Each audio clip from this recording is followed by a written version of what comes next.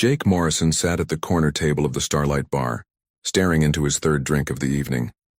The liquid inside glowed faintly blue, some alien mix that burned going down but cost half the price of human whiskey. At 32 years old, Jake had seen more combat zones than most soldiers saw in a lifetime. His knuckles were scarred, his face had a permanent hard edge, and his eyes held the kind of tired that sleep never fixed. The bar was located in the seedier part of New Terra's main spaceport. Aliens of a dozen different species mixed with humans, all of them trying to forget something or find something. Jake was doing both. His last job had paid well, but the money was running out fast. Soon he would need to find another contract, another war, another employer who needed someone willing to do the dirty work. That was when she walked in. She was Velkari. That much was obvious. The Velkari were hard to miss even in a crowd. They stood taller than humans, with skin that shimmered slightly in the light, changing from deep purple to soft lavender depending on the angle. Their eyes were larger than human eyes, with colors that seemed to shift and swirl. This particular Velkari wore elegant robes that marked her as someone important, someone who definitely did not belong in a place like this. Jake watched her scan the room until her eyes landed on him. She moved through the crowd with grace, ignoring the stares from other patrons. When she reached his table, she spoke in perfect English, though her voice had a musical quality that no human voice could match. "You are Jake Morrison," she said. It was not a question. "Depends on who is asking," Jake replied, not bothering to look up from his drink. "My name is Ambassador Kira. I represent the Velkari Empire. I have a job offer for you." That got his attention. Jake finally looked up at her. "The Velkari do not usually hire humans for anything beyond grunt work. What makes me special?" "Your reputation," Kira said, sitting down without being invited. "You have completed 17 protection contracts without losing a single client.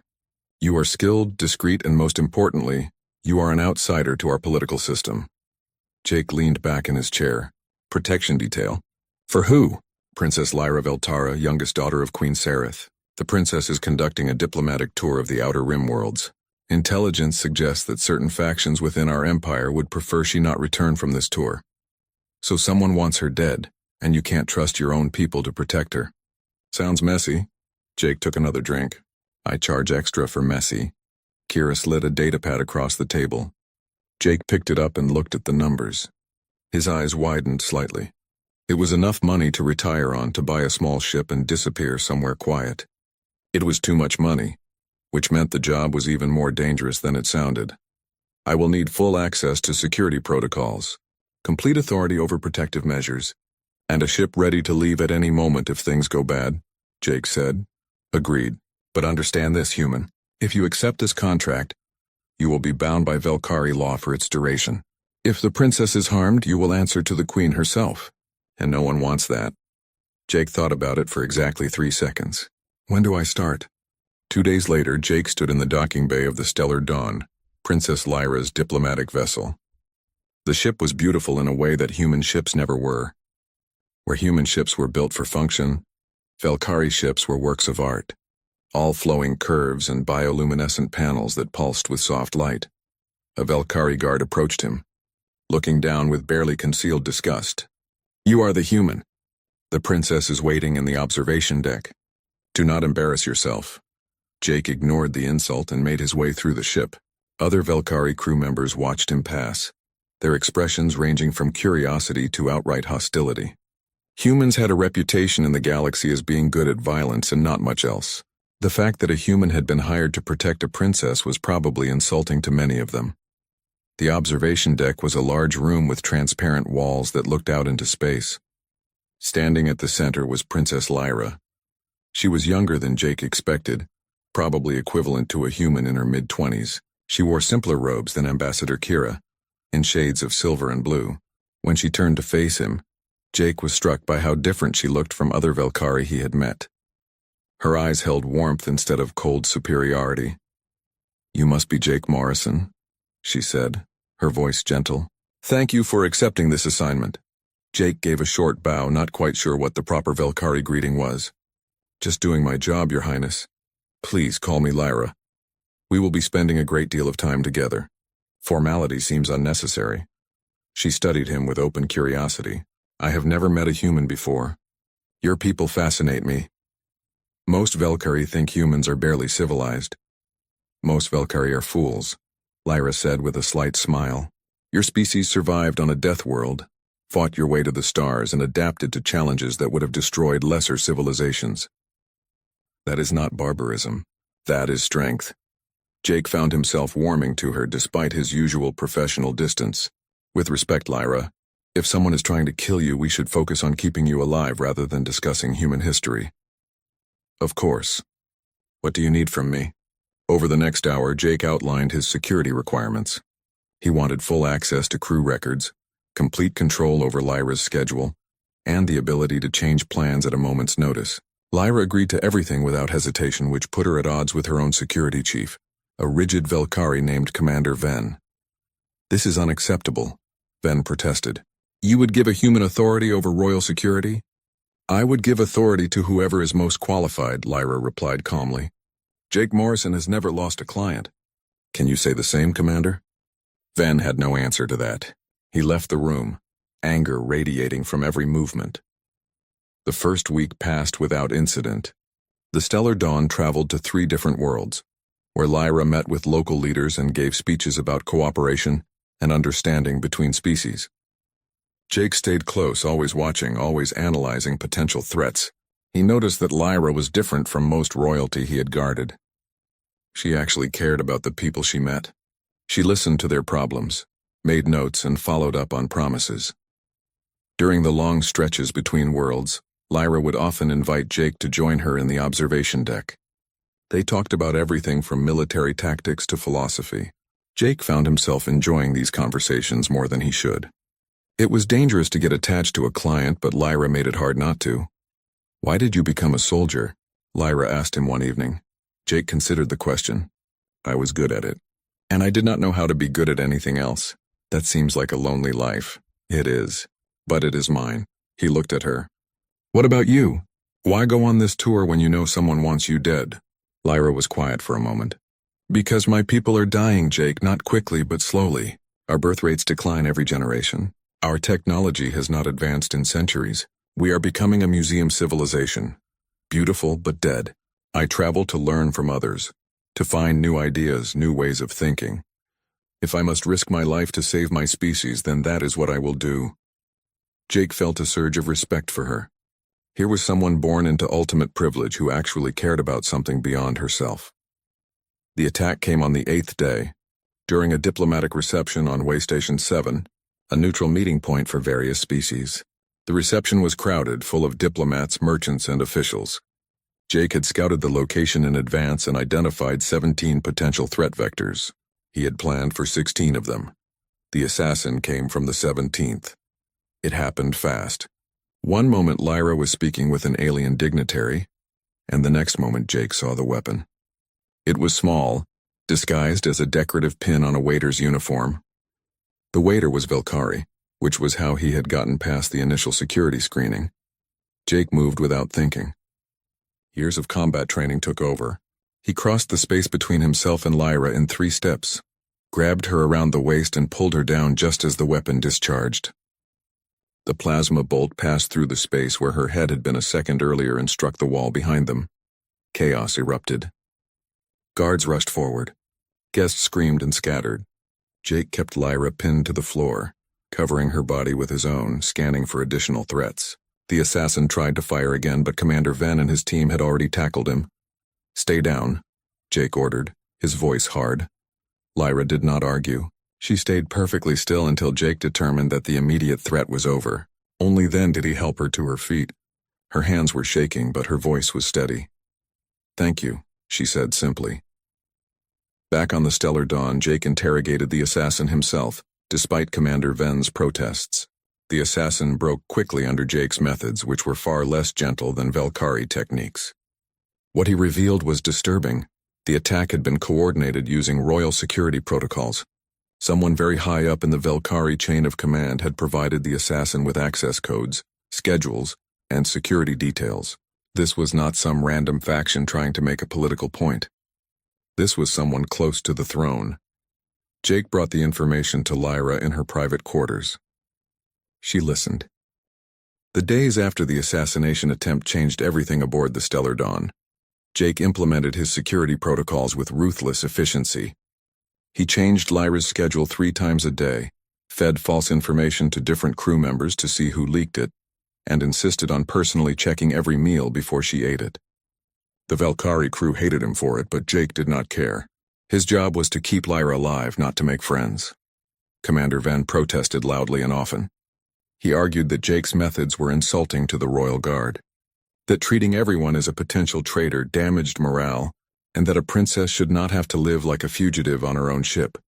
Jake listened to exactly none of it. Your princess was almost killed under your watch, he told Venn bluntly. Until I find out who compromised your security, everyone is a suspect. Including you. That earned him a look of pure hatred from the commander, but Lyra backed Jake up. He is correct, Commander. Someone on this ship betrayed me. Until we know who, we follow Jake's instructions. Jake spent his nights going through crew records, communications logs, and security footage. He was looking for patterns, anomalies, anything that might point to the traitor. The Valkyrie kept detailed records of everything, which helped. But the sheer volume of data was overwhelming. On the 5th night of investigation, Lyra found him in the security office, surrounded by holographic displays showing dozens of data streams. You should rest, she said gently. You have barely slept since the attack. Sleep is for when you are safe. We are not safe. Lyra sat down beside him, studying the displays. What are you looking for? Proof.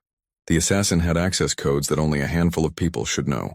I am cross-referencing who was on duty when those codes were created, who had access to them, and who has been communicating with anyone off-ship. Have you found anything? Jake highlighted 3 names on the display. These 3 guards all sent encrypted messages in the hours before the attack. 2 of them were routine.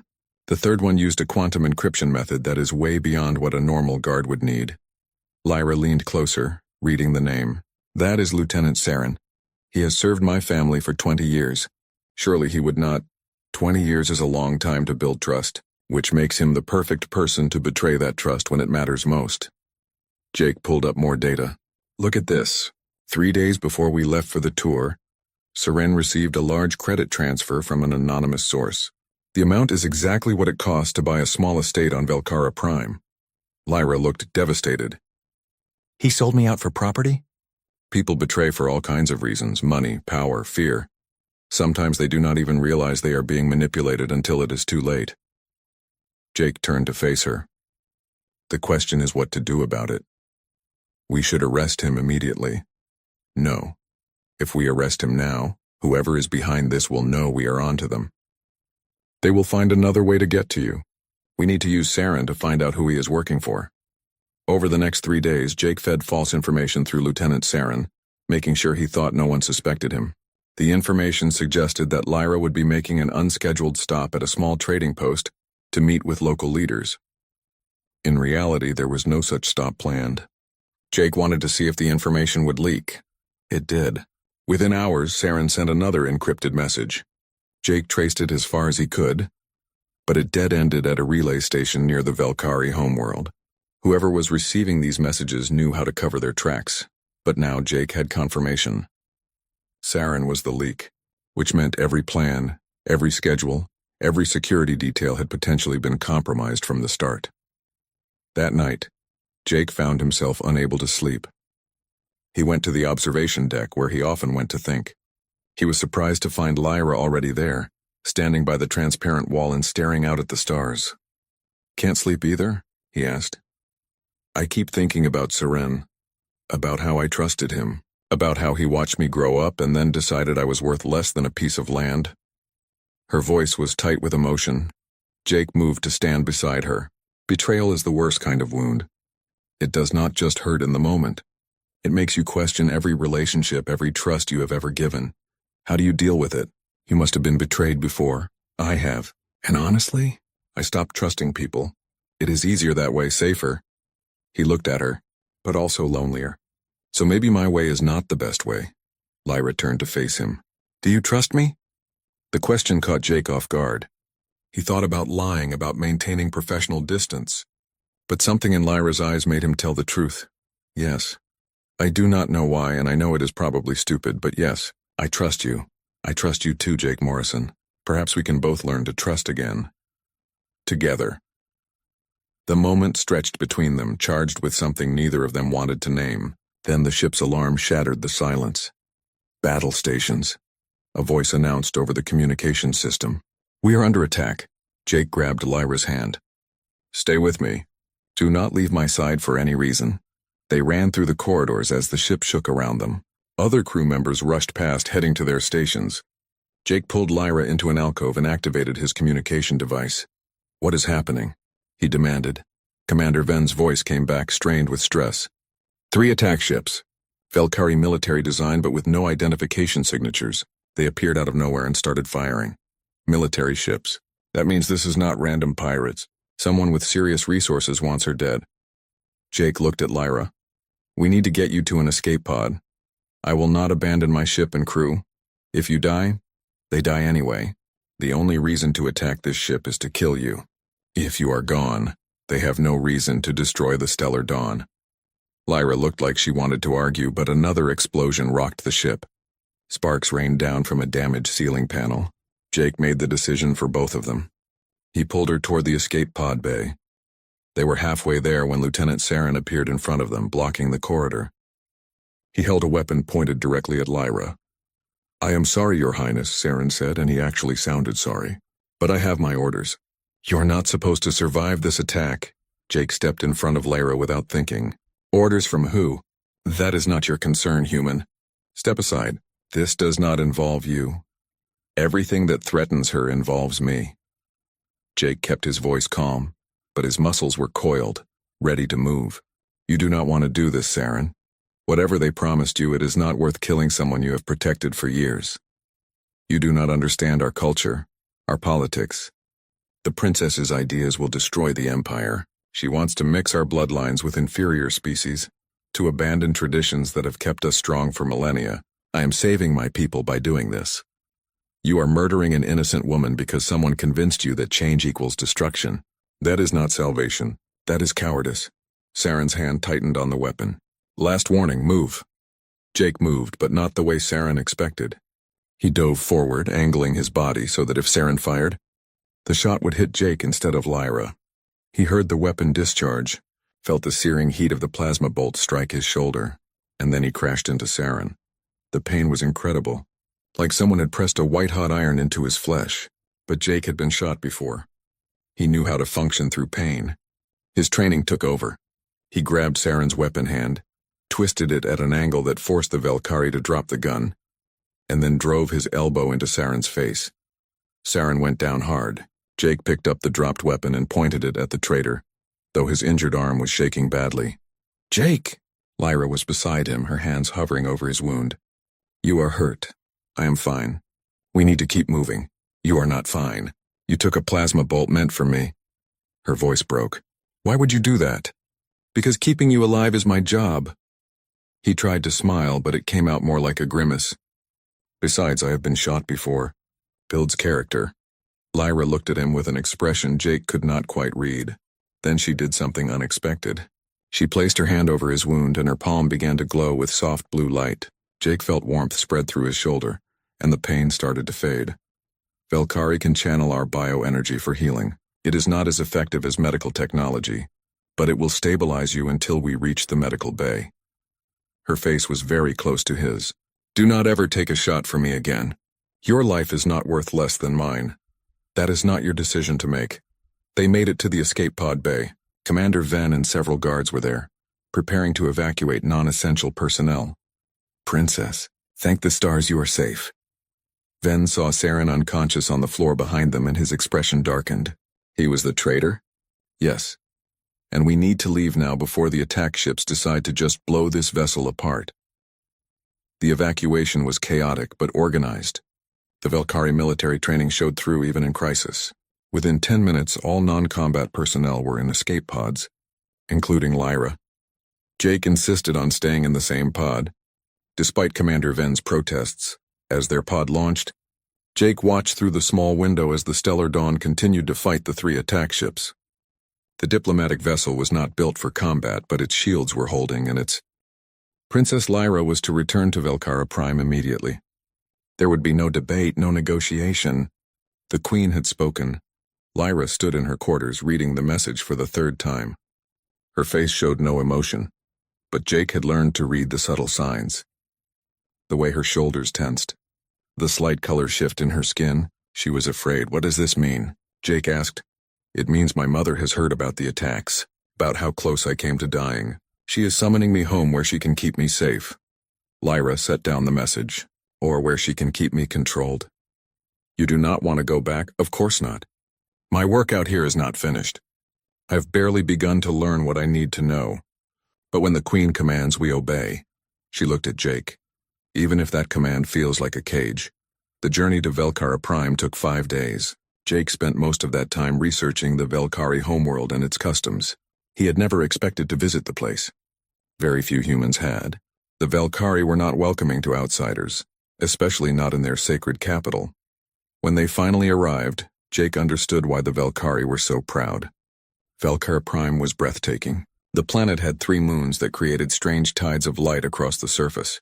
The capital city was built from crystalline structures that caught and refracted sunlight, making the whole place shimmer like a dream. Forests of bioluminescent trees surrounded the city, glowing softly even in daylight. But beneath the beauty, Jake sensed something wrong. The cities were too quiet, too empty. The Velkari he saw moved with a kind of lethargy, as if they were going through motions without real purpose. This was a dying civilization, he realized. Beautiful but hollow. The royal palace was even more impressive. It rose from the center of the capital like a mountain made of living light. Towers spiraled upward, connected by bridges that seemed too delicate to support weight. Gardens filled with alien plants surrounded the structure, and the air smelled of flowers Jake had no name for. As they walked through the palace corridors, Jake felt dozens of eyes on him. The Velkari nobles and servants stared at him with open curiosity, or barely concealed disgust. He was an outsider, a human, something that did not belong in their sacred spaces. Lyra noticed his discomfort. Ignore them. They are not used to seeing humans here, especially not one who walks beside a princess as an equal. I am not your equal. I am your bodyguard. You saved my life twice. That makes you more valuable than most of the people in this palace. She paused. And I consider you a friend, Jake, whether you think we are equals or not. Before Jake could respond, they arrived at the throne room. The doors opened and Jake got his first look at Queen Sareth Veltara. She sat on a throne that seemed to be carved from a single piece of crystal. She was tall, even for a Velkari, with skin that shifted between deep purple and midnight blue. Her eyes were ancient, holding the weight of 3 centuries of life. When she looked at Jake, he felt as if she could see through him, reading every thought and memory. So this is the human who has kept my daughter alive. The Queen's voice filled the room without being loud. Approach. Jake walked forward, very aware that he was in the presence of someone who could have him killed with a word. He bowed, not knowing the proper protocol but figuring respect was universal. You may rise. The Queen studied him. You are smaller than I expected. Humans always seem larger in the stories. I am average for my species, Your Majesty. Yet you have accomplished what my trained guards could not. You detected the traitor Saren. You protected my daughter during a military assault. You took a wound that was meant for her. The Queen's expression was unreadable. I suppose I should thank you. I was doing my job. Yes, your job. The Queen stood and descended from her throne. She moved with fluid grace, and Jake realized she was far more dangerous than she appeared. Tell me, human, what do you think of my daughter? The question was a trap. Jake could feel it. But lying to this woman seemed even more dangerous than telling the truth. I think she is remarkable, smart, brave. She actually cares about her people, which seems rare among the powerful. He met the Queen's eyes. You should be proud of her. I am. Which is why I will do anything to protect her, even from herself. The Queen circled Jake slowly, like a predator evaluating prey. My daughter has developed feelings for you. Do not pretend you have not noticed. Jake kept his expression neutral, but his heart was racing. With respect, Your Majesty, that is between your daughter and myself. Nothing involving my daughter is solely her concern. She is a princess of the Velkari Empire. Her choices affect millions of people. A relationship with a human would be political suicide. It would give her enemies exactly the ammunition they need to destroy her. Then it is a good thing I am just her bodyguard. The Queen smiled, but it held no warmth. You are a poor liar, Jake Morrison. I can see it in how you look at her, how you move to protect her before conscious thought. You have feelings for my daughter. The question is what you intend to do about them. Jake said nothing. What could he say? The Queen was right. I am going to give you a choice, human. Leave Velcara Prime tonight. I will pay you triple your contracted amount. Enough wealth to live comfortably for the rest of your natural life. Go back to human space and never contact my daughter again. And if I refuse, then you will stay and watch as Lyra's political enemies use your presence to destroy everything she has worked for. They will paint her as a race traitor, as someone who has abandoned Velcari purity for a human pet. Every reform she wants to implement will be blocked. Every ally will turn away. She will be isolated and powerless, all because she cares about you. The Queen moved closer. I am not offering you wealth to be kind. I am offering it because I love my daughter enough to want her to have a chance at real power, real change, and you being here destroys that chance, so choose your feelings or her future. Jake felt like he had been punched in the chest. Everything the Queen said made terrible sense. His presence was a liability. Lyra could never achieve her goals with a human bodyguard who she clearly had feelings for. The smart move, the right move, was to take the money and leave. How long do I have to decide? Until tomorrow morning. After that, I will make the decision for you, and I promise you will not like my methods. The Queen returned to her throne. You may go. Jake returned to his assigned quarters in a daze. The rooms were luxurious by any standard, but he barely noticed. He sat on the edge of the bed and put his head in his hands. He had faced death more times than he could count. He had fought in wars, survived impossible situations, and walked away from things that should have killed him. But this decision was harder than any battle. A soft knock on his door interrupted his thoughts. Jake, may I come in? Lyra, of course it was. Jake opened the door and found her standing there, looking uncertain in a way he had never seen before. How did your meeting with my mother go? About as well as expected. Jake stepped aside to let her in. She is protective of you. She is controlling. There is a difference. Lyra walked to the window, looking out at the glowing gardens. What did she say to you? Jake considered lying, then decided Lyra deserved the truth. She offered me money to leave. A lot of money. Enough to disappear and never come back. Lyra went very still. When she spoke, her voice was barely above a whisper. Are you going to take it? I do not know. She turned to face him, and Jake saw tears in her eyes. In all their time together, through assassination attempts and battles, he had never seen her cry. I knew this would happen. I knew from the moment I started having feelings for you that it was impossible. You are human. I am Velcari. We live in different worlds, have different lives. But knowing something is impossible does not make it hurt less. Jake crossed the room to her. Lyra, no, let me finish. I have been thinking about this for weeks now. About what I feel when you are near. About how safe I feel with you. About how you see me as a person, not just a princess. I think I am falling in love with you, Jake. And I know that is the worst possible thing I could do. Jake felt his chest tighten. You should not love me. Your mother is right. I am a liability. My presence here will destroy your credibility, ruin your chances of making real change. You deserve better than a scarred mercenary with blood on his hands. I do not care what I deserve. I care about what I want, and I want you to stay. I want a chance to see where this could go, even if it is difficult, even if it is complicated. The world does not work that way. Sometimes wanting something is not enough. Lyra stepped closer to him. They were inches apart now. Then change the world. Is that not what humans are famous for? Being too stubborn to accept what is impossible? Jake looked into her eyes and saw hope there. Fragile hope that he could crush with a single word. The smart move was to walk away. To take the Queen's money and let Lyra focus on her political future without complications. But when had Jake ever made the smart move? I love you too, he said quietly. I have tried not to. I have told myself 1,000 reasons why this is a bad idea. But it does not change how I feel. Lyra smiled through her tears. Then stay. We will figure out the rest together. Your mother will not allow it. My mother does not control my heart, and I am not a child anymore.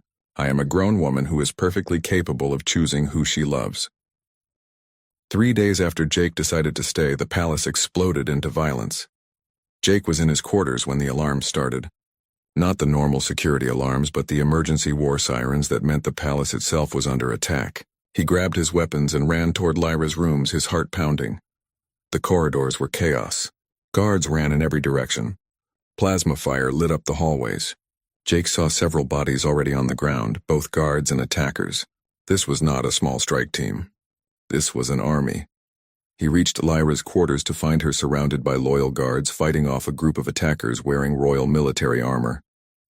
These were not hired assassins. These were Velkhari soldiers trained and equipped by the Empire itself. Jake. Lyra saw him and relief flashed across her face. They are everywhere. Someone has organized a full coup. Where is your mother? The throne room.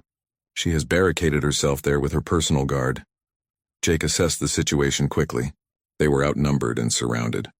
The attackers were pressing in from multiple directions.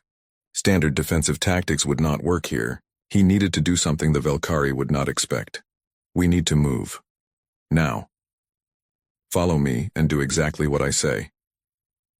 Instead of fighting toward the throne room through the main corridors, Jake led them through the service passages that maintenance staff used.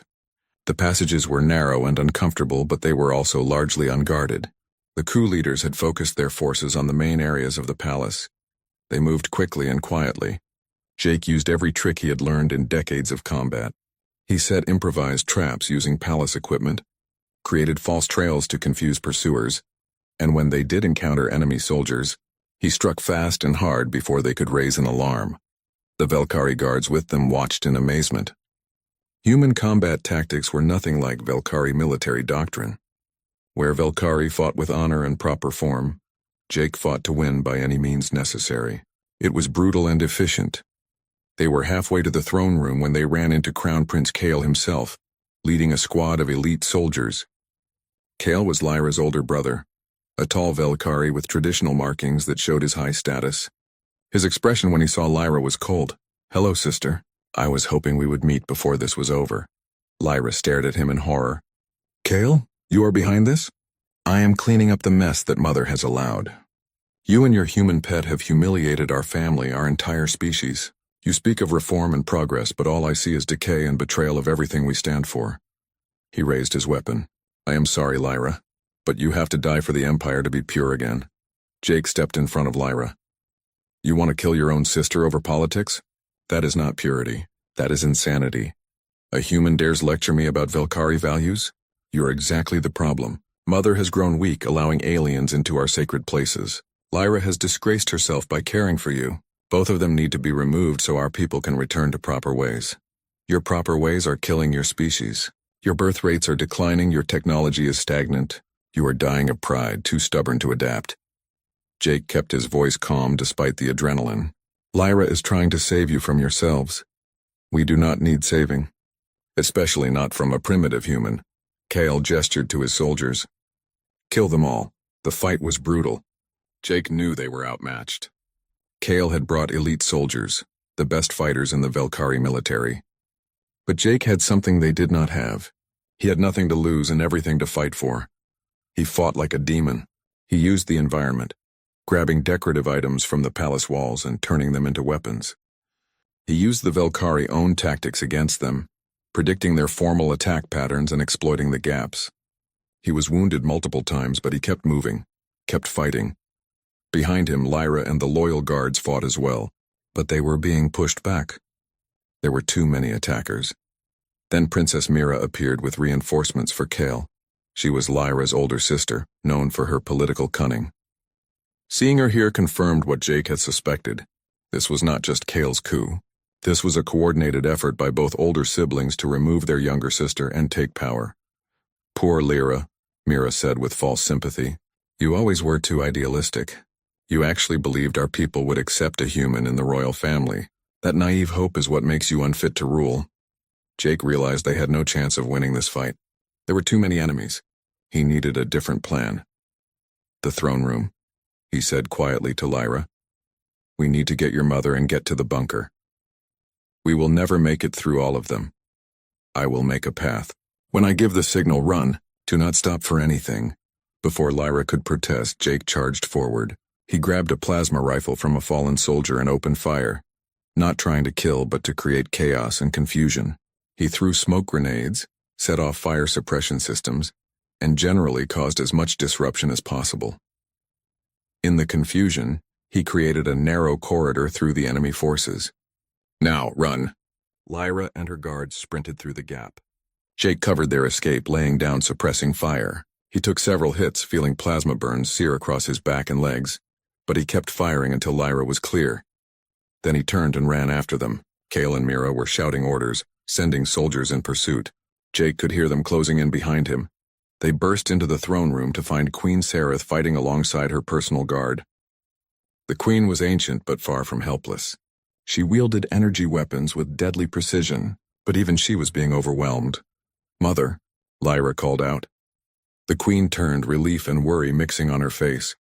Lyra thanked the stars. "The bunker. We must get to the bunker." The royal bunker was a massive reinforced chamber deep beneath the palace. It was designed to withstand anything short of planetary destruction. If they could reach it, they would be safe, at least temporarily. They fought their way through the throne room and down the hidden staircase to the bunker. The entrance was a massive door that would seal them inside. But as they reached it, Jake saw the control panel sparking and damaged. "The door controls are damaged," one of the guards reported. "Someone has to stay outside to manually seal it." Jake understood immediately. Someone had to sacrifice themselves to save the others, and he knew who that someone had to be. "Get inside," he told Lyra. She grabbed his arm. "No, not you. We will find another way. There is no other way. You know it." "I know it," he looked into her eyes. "I love you. That is why I have to do this. Jake, please. Do not do this." Tears ran down her face. "You need to survive. Your people need you. The reforms you want to make.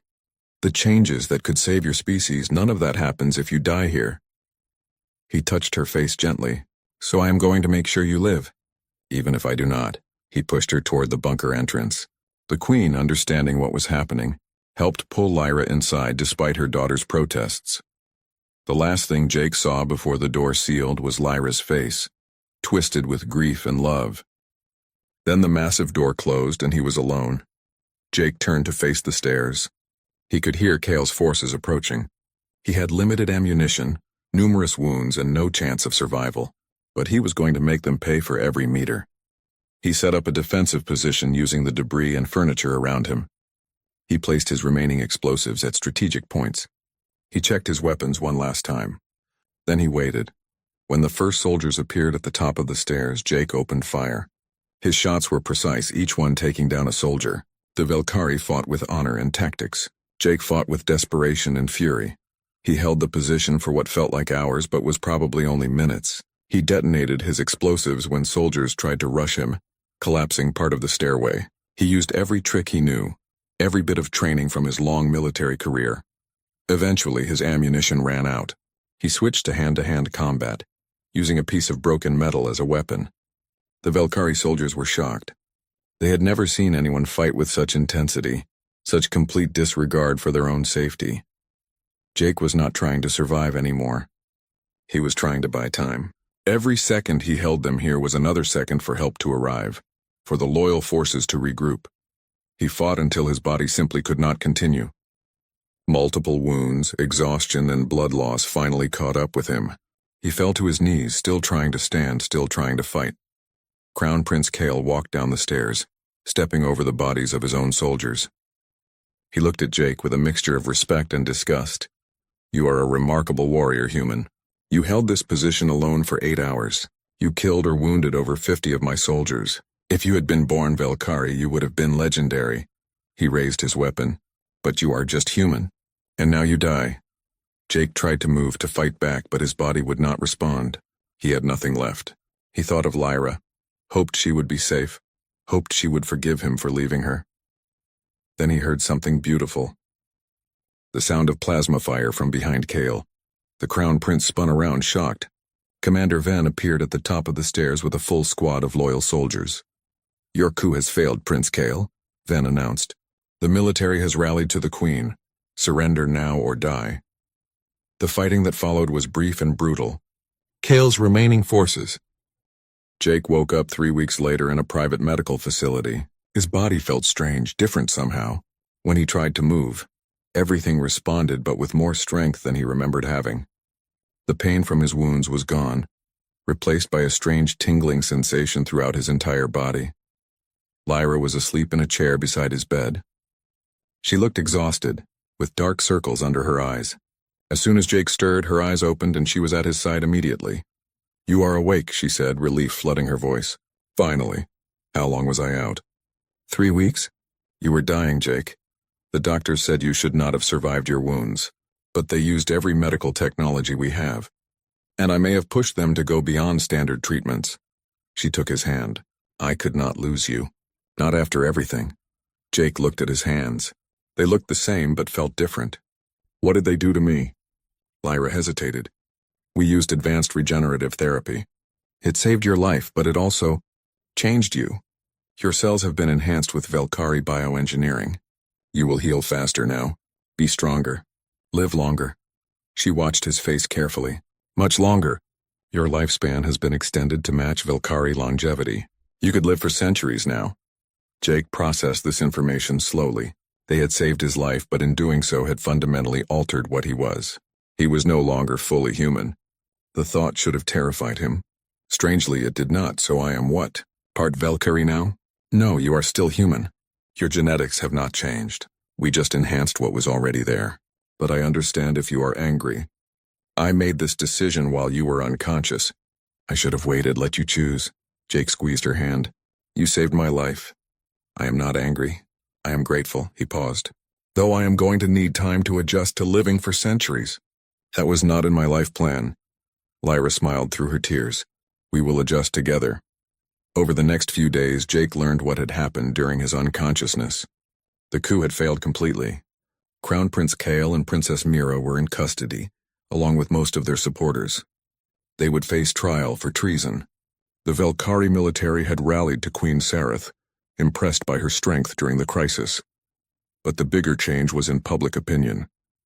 Video footage of Jake's stand at the bunker entrance had spread across the Empire. The sight of a single human holding off an army for 8 hours had shocked the Velkari. Many who had viewed humans as primitive barbarians were forced to reconsider. How could any species be inferior when one of its members could show such incredible courage and skill? Jake became a symbol whether he wanted to be or not. The reformist faction used him as proof that the old ways were not absolute, that outsiders could have value. The traditionalists saw him as proof of corrupting alien influence. Either way, he was now too famous to simply disappear. Queen Sareth visited him on his 5th day of recovery. She looked older somehow, as if the coup had aged her in ways that centuries had not. "Jake Morrison, you continue to surprise me." She sat in the chair beside his bed. "I have come to make you an offer. Actually, it is more of a demand, but I'm trying to be diplomatic." "I am listening, Your Majesty." "The coup attempt has changed everything. The old faction wanted to preserve Velkari purity at any cost. They failed because one human showed more loyalty and courage than they could imagine. You have become a symbol of change, of what my daughter has been arguing for all along. We cannot go back to the old ways. We must move forward." "What does that have to do with me?" "I am offering you formal recognition as a royal consort to Princess Lyra. This has never been done with an alien before. It would give you legal status in our society, allow you to remain at her side openly, and legitimize your relationship in the eyes of our people." Jake felt his heart race. "That sounds too good to be true. What is the catch?" The Queen smiled without humor. "The catch is that you can never leave. If you accept this position, you will be bound to Velkara Prime.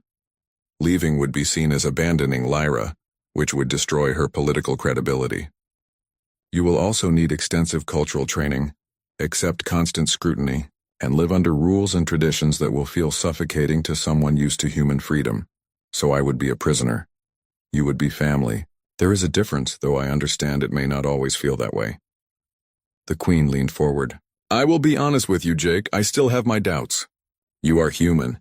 You are violent by nature. You come from a culture that values individual freedom above duty. These things make you a risk. Then why make the offer? Because my daughter loves you. Because you have proven your loyalty beyond any doubt. And because our empire needs to change or die, and you represent that change." She stood. I am giving you 1 day to decide. Choose wisely. After the Queen left, Jake spent hours thinking. He contacted some of his old mercenary friends through secure channels. Their reactions were predictable. You would give up your freedom for a woman? One asked. Are you insane? The Jake I knew would never let anyone cage him, alien princess or not, another said. They were right. The old Jake would have taken the first ship off this planet and never looked back. Freedom had always been his highest value. Being tied down, controlled, forced to follow rules, all of that would have been unthinkable. But the old Jake had been empty. Always moving, never belonging, defining himself only by what he was running from rather than what he was moving toward. When Lyra visited that evening, Jake had made his decision. Your mother made me an offer, he said. I know, she told me. Jake, you do not have to accept. I will not trap you here, force you into a life you do not want. If you need to leave, I will understand. What do you want?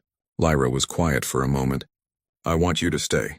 I want to build a life with you. I want to change this empire together and see if we can make it something better. But only if that is what you want too. I will not ask you to sacrifice your freedom for me. What if I told you that staying here, being with you, that is not a sacrifice? That for the first time in my life I actually want to stay somewhere, be with someone? Jake took her hand. I accept your mother's offer, all of it. The restrictions, the rules, the permanent residency. I accept it because being with you is worth more than any freedom. Lyra kissed him, and for a moment the rest of the galaxy faded away. When they finally pulled apart, both of them were smiling. There is one condition, Jake said. What is that? I stay myself. I will not pretend to be something I am not. I will learn your customs, respect your traditions, but I will not hide my human nature. If you want me, you get all of me, the good and the rough parts. I would not want it any other way. The formal bonding ceremony was held 2 weeks later. Once Jake was fully recovered, it was broadcast across the Empire, a massive public event that divided the Velkari population. Half watched in fascination, curious about this unprecedented union. The other half watched in horror, seeing it as the final proof of their civilization's decay. Jake stood beside Lyra in formal attire that had been specially made for him. It combined Velkari elegance with practical human design. He looked both ridiculous and dignified, which seemed appropriate. The ceremony itself was long and filled with traditions Jake barely understood. He spoke the formal vows in Velkari, stumbling over some of the words. Lyra spoke hers perfectly. When it came time to complete the bonding, they clasped hands and a soft light surrounded them, the visible sign of Velkari bioenergy connecting them. Then Jake did something no one expected. He pulled Lyra close and kissed her the human way, a gesture of affection that the Velkari did not practice.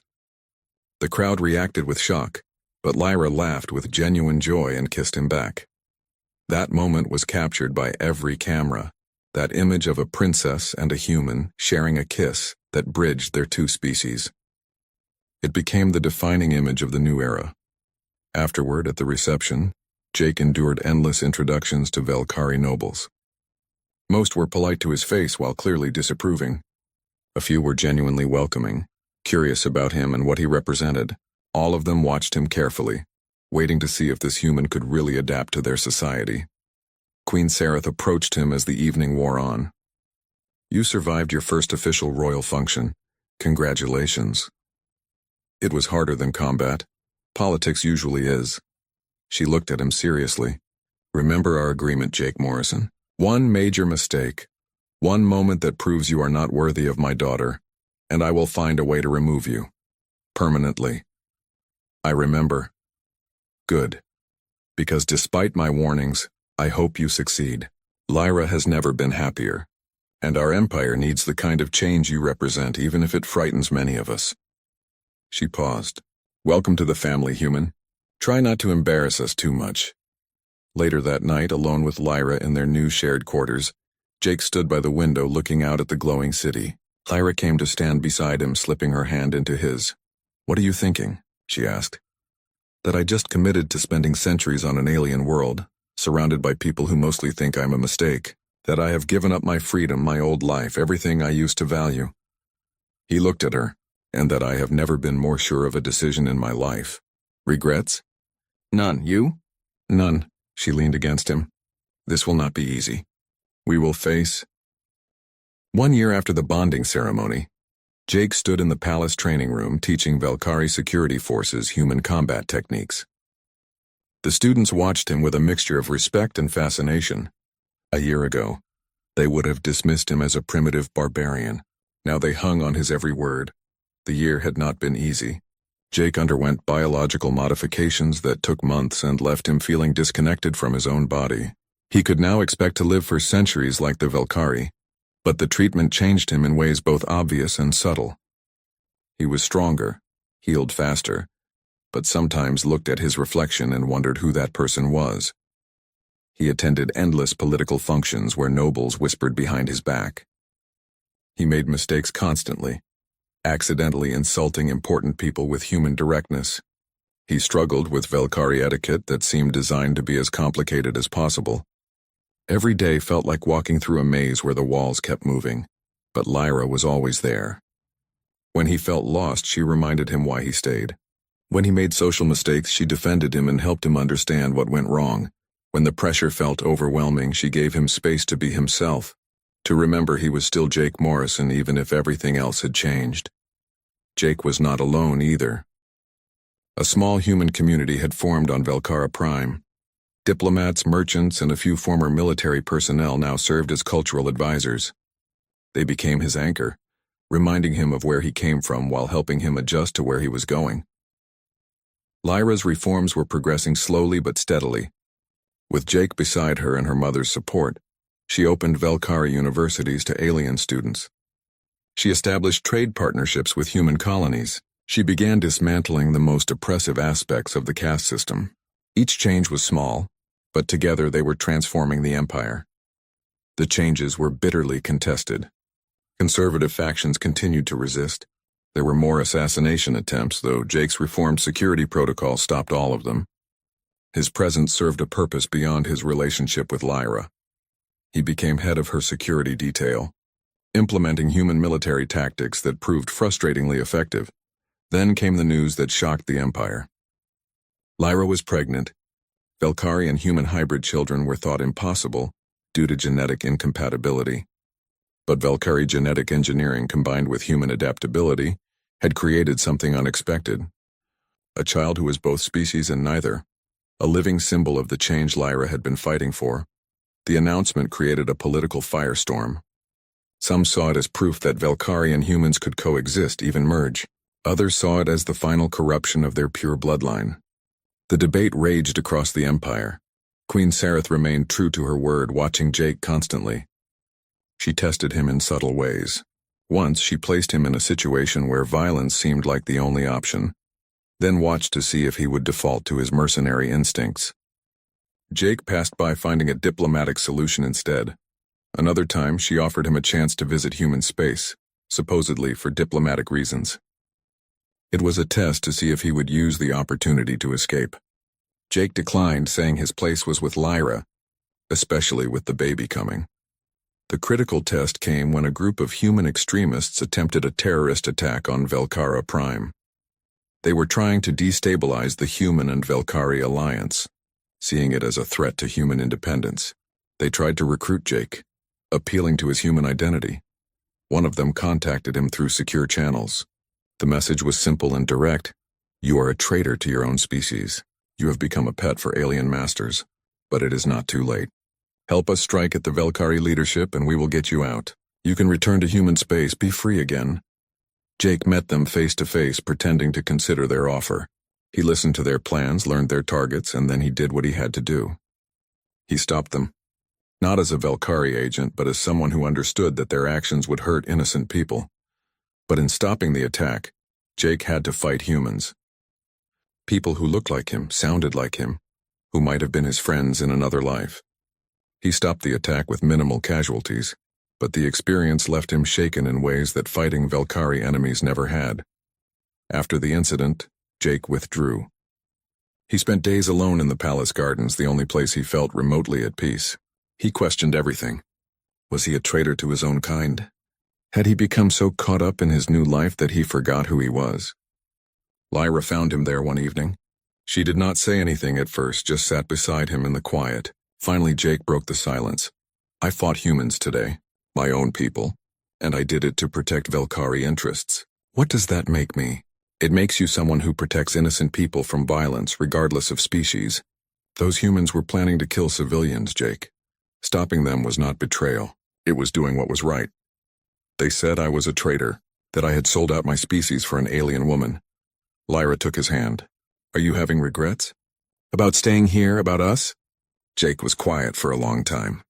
Every single day I think about the life I gave up. Every day I feel like I do not quite fit here. The nobles stare at me. The servants whisper. I make mistakes with your customs. I miss things about human culture that I did not even know I valued. And after today I wonder if I am losing myself in all of this.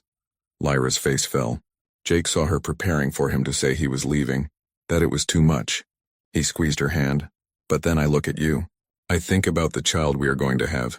I think about the changes we are making together, how we are proving that different species can build something beautiful together, and I realize that all those doubts and difficulties are worth it. Because being with you, building this life, that is where I belong now. You do not have to stay if this is hurting you, Jake. I would understand. I am not staying out of obligation. I am staying because this is where I choose to be. Yes, it is hard. Yes, I struggle. But for the first time in my life, I am part of something bigger than myself. I am not just a soldier or a mercenary. I am a husband, soon to be a father, and someone trying to help change an empire for the better. That is worth the struggle. Lyra leaned her head on his shoulder. I am exhausted too. The political battles, the constant resistance, the fear of failing our child before they are even born. Sometimes I wonder if we are fighting a war we cannot win. Then we are both stubborn idiots who refuse to quit. Seems like a good match to me. They sat together in the garden as the light faded and the bioluminescent plants began to glow. They did not need to say anything else. Just being together was enough. 7 months later, their daughter was born. They named her Elena, after Jake's mother who had died when he was young. Elena Morrison Veltara was small and perfect, with skin that shifted between human tones and Velkari purple depending on the light. She had Jake's eyes but Lyra's delicate features. She was beautiful and unique, belonging to both species and neither. The birth created another media sensation. Images of Jake holding his hybrid daughter spread across the empire. Some Velkari saw hope in those images, others saw corruption. But no one could deny that Elena was real, that human and Velkari could create life together. 10 years passed. Elena grew into a remarkable child, showing a combination of human stubbornness and Velkari intelligence that amazed everyone. She could out-argue the palace tutors by age 5 and outrun the security guards by age 7. She was her father's daughter in temperament and her mother's daughter in grace. Jake aged slowly now, thanks to the life extension treatments. He looked perhaps 40 in human years, though he was actually 42. He had adjusted to palace life, though he still made occasional social mistakes that became family jokes. He commanded respect now, not just as Lyra's consort but as someone who had proven his worth repeatedly. Lyra was preparing to inherit the throne. Queen Sereth was finally ready to step down, satisfied that her daughter was ready to lead. The reforms Lyra had implemented over the decade were beginning to show results. The empire was changing, slowly but surely. One evening, Jake found himself in the palace gardens watching Elena chase bioluminescent creatures through the plants. She was 9 years old now, full of energy and joy. Queen Sereth joined him, moving more slowly than she used to but still commanding presence. Your daughter is remarkable, the queen said. She is. Takes after her mother, and her father. That stubborn refusal to quit when things are difficult, that is all you. The queen watched Elena for a moment. I owe you an apology, Jake Morrison. Jake looked at her in surprise. The queen rarely apologized to anyone. 10 years ago I saw you as a threat, a human who did not belong in our world. I tested you constantly, waiting for you to fail to prove me right. But you never did. You adapted, you learned, you became part of our family. Not by changing who you are, but by being exactly who you are. I was wrong about you. You were protecting your daughter. I understand that. Yes, but I was also clinging to old ways of thinking. You have taught me something important. That different does not mean lesser. That change does not mean destruction. That love can bridge even the greatest divides if both sides are willing to meet in the middle. Lyra approached from the palace, one hand resting on her belly. They